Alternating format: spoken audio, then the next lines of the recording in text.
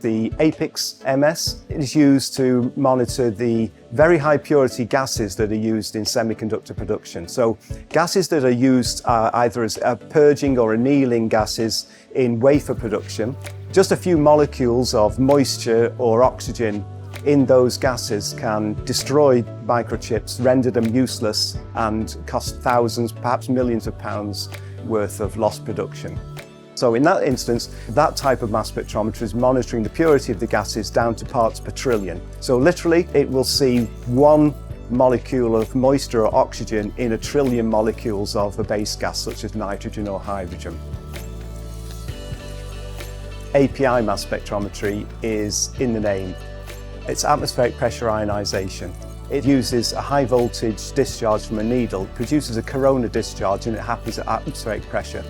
That's advantageous from a sampling perspective because we just take high purity gas directly to the analyzer without any preconditioning.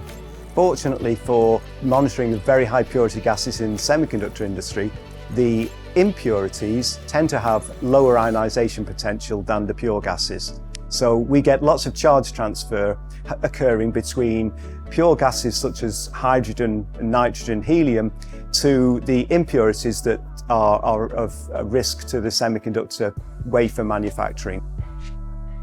All our APIX models use the same analyzer. The difference is that with a delta Q, we have a single analyzer in a cabinet with a facility to measure from multiple sample streams. So effectively a multiplexing one analyzer to several sample streams. With the Quattro, we have 4 independent API mass spectrometers in a single cabinet, and that allows the user to sample simultaneously from their 4 bulk gases.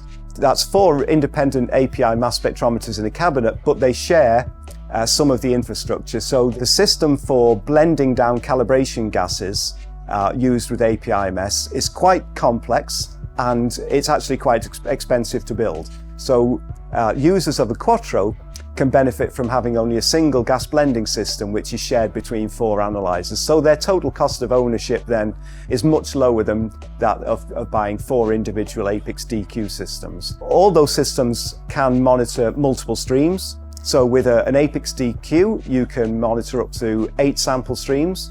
That's sequentially. With the Quattro, you can have up to 16 sample streams, and you have effectively a sequential measurement from any 4 of them at one time. Another advantage of the APIX mass spec is that we can essentially change the conditions within the ionization region according to each bulk gas and each target impurity.